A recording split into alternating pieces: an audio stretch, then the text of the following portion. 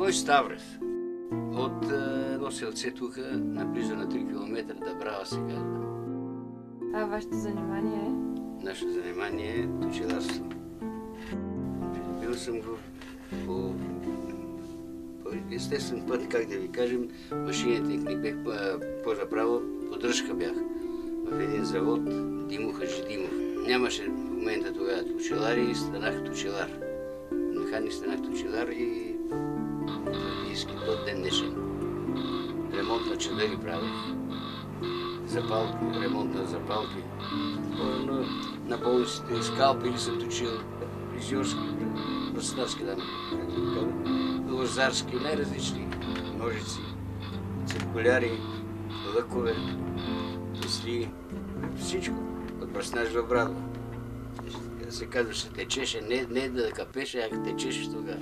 А сега и да капе не стига.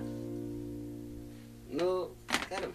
Ева сега от ден на ден намалва работата. Тия 2 години почти мога да хванеш 300 лева заплата. По време на комунизма хората бяха по-доволни.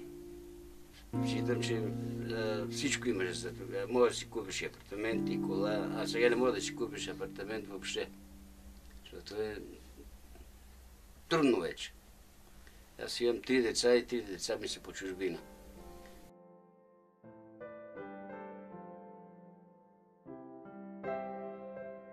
С моя занятост, се казва, не мога да издържам 3 деца. Те са по 11-12 години вече навън. Как да се върнат? Къде да отидат на работа? Никаква работа, освен по ресторанти, нещо. Кръчмарите те не са за тази работа, те са за съвсем други работи. Първи избегат малкия син. Отиде при една негова приятелка, една беше танцорка от Белгия, отиде в Белгия и вече не се е върна. От Белгия мина в Испания. Имаха си, що се казваше тук всичко, вашето.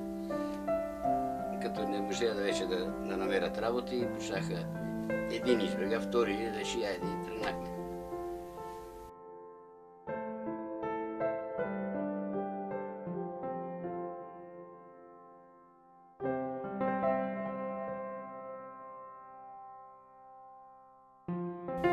Жена ми е на 61. Двамата сме. И двамата работиме. Пенсионери ще викат, ама по улицата се запознаваме. Спираме се, запознаваме се и това е 2 пъти на кино и после след 2-3 месеца се оженим. 19 години се оженим. На 19 години е тя на 17. По наше време беше неистинска любов. Това беше страшно нещо. Обич до ден днешен. И нямаме като са караници, разводи, по 2-3 брака правят и даже и без бракове така живеят. Това въобще не е семейство.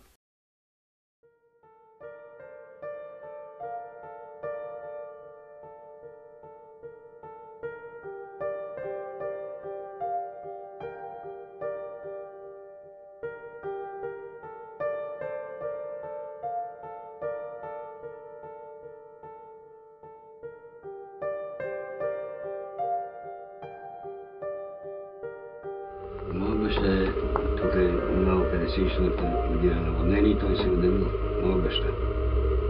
И баща му. Дедо ми и баща ми заедно се отделили тогава. 11 човека тук загинаха. 7 човека, дедо тук в една къща са били, една валявица. Море към Балкано, не, на Бисница, на Салон. Не знали да насуши, да дъжд завалило, през летото на 2 юли. И става запушване на реката и става язовир. И като се пуши, умъква тая къща тук, тут е целият град тук. И се удави. Че сте израснали без баща? Да. Или това е... Да. И ние сме 3 деца. 2 брата сме и една сестра. Майка ми тогава е била сама. Оттам къщата, където ние фактически снаха. И като почнава баща ми изгонват. И нямаме нищо да направя фактически от това село. Да ореш да сееш жито, да сме... Това не го знаете вие. Не ви казвам какво нещо. Ние не можем да им помогнем. Сестра ми е на 2 години, 3, аз съм на 6 години. 7 години съм карал. Нали, на 7 години. Какво мога да помогнем? А брат ми е по-голем, он е бил на 12 години. И да идеш да ореш и да караш воловете. Сутрин рано, към 4-5 часа да дигнат видиш на тютюн. Ние сме много страдали.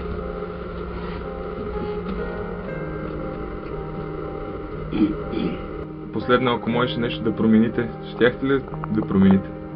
Да се върнем, а да се върне истинския комунизъм. А ти ако можеш да се върнеш назад, нещо ще промениш ли? Си ми е много добре даже и това, което съм работил. Доволен съм от работата ми.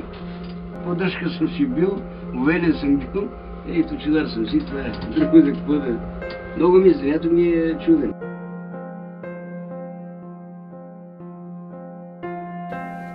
Ще работим още.